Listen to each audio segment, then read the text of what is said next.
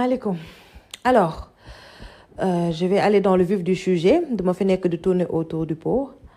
Fallou Mbacké Aby dégg naa say kàddu say wax rafet na maanaam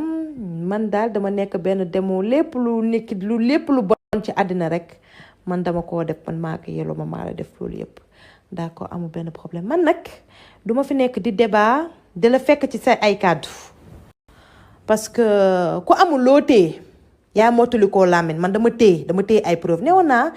duma wax bés bu wax jotee dinaa wax te incha allah lépp dina leer de A à Z yow xam naa ne bés bu ma génnee ba teg li may teg ci kaw table bi yow Sénégal dootoo fi jarate dara amoon naa lu ma doon seet nag de ndax say waajur sa yaay ci boppam soxna ñaxat daf ma ñaan ne ma bul wax bu mu ñaaw jàppal sa morso ñàmbur boobu ba léegi waxuma ci débaawuma ci clashuma la traakuma la maa ngi toog jàpp sama ñàmbur waa léegi yow lan ngay xaar ba dem extérieur di soogu ubbi sa jéem di wax lu tax nga nekk Sénégal ma nekk Sénégal temps yooyu yëpp defoo réaction yaa toog ne patak organisé nga bàyyi ba génn dëkk bi nga xool ni nga foog ni yow tu es à l'abri de tout kenn mënalu la dara nga soog a toog fi nga toog di diffamer di wax lu la neex di la wax lu la saf man nag comme que dama nekk ci tànk dem ak yow fu mbaxane doonee benn kon duma la topp dans ton jeu continue à t'incriminer amul benn problème man maa ngi yor samay preuve yor li ma yor te incha allah Sénégal ñëpp adduna bu wërgal ñëpp dinañu xam yow yaay kan dinañu xam yow yaay ban façon nit yow duma ci sa xuus par contre dafa am loo xam ne wax nga ko ci say ay kàddu nga ne da nga jug noonu pour yàq sama àddina tuuti nga ci sëñ Fallou Mbacké loolu danga cee tuuti torop mënoo may yàq mënoo yàq sama àddina man nag débat bi nag dinañ ci xuus waaye du doon léegi incha allah lépp dina feeñ lépp mes amis prenez votre mal en patience c'est pas parce que dama ne tekkaaral nopp rek ni je n'ai pas d'argument je n'ai rien à dire que ni pas li mu wax lépp dafa am yow Fallou Aby nga ne man dama bon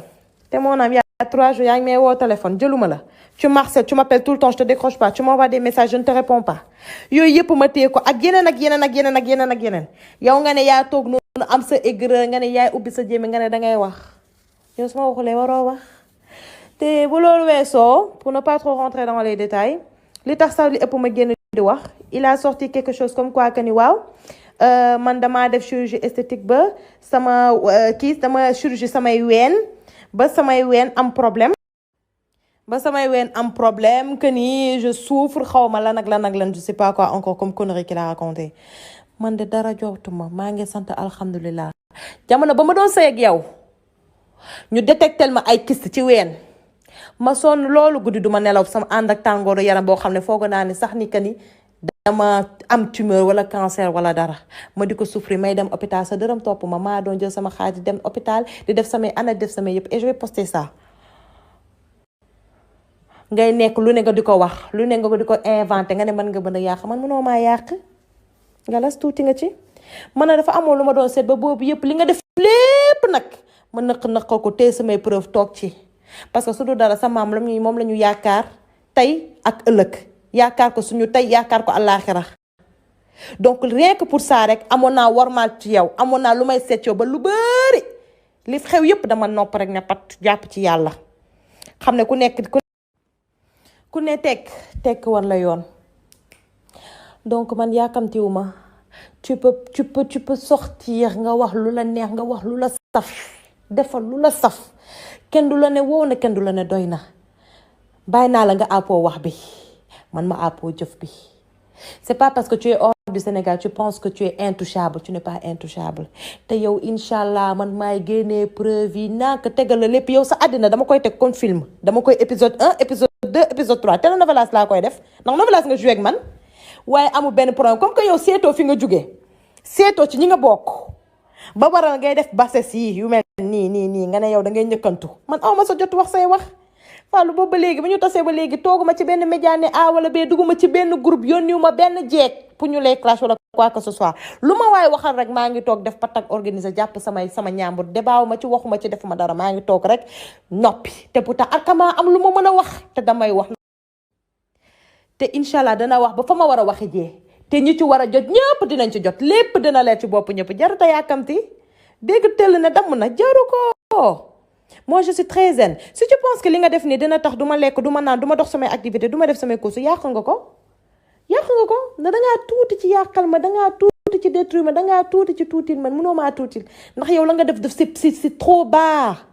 ma musuma xalaat sama àddina ni min def capable naa def ni la mel ni yow li ma dund ak yow yëpp yow nga ne yaa ma fase loolu dina leer ci incha allah lépp dina leer preuve yaa nga fi tuute laa waaye nag dañuy teg lépp ci yoon on va pas rentrer dans le désordre on va pas se salfaañee daal yow yaa àppoo wax jeeg dugg fii génn fële yooyu noonu loolu nga am tu n'as pas de preuve ndax nit ki soo jekkoo c'est que les barigots vides qui font beaucoup de bruit man dama xam ci lu ma toog ci lu assuré laa toog.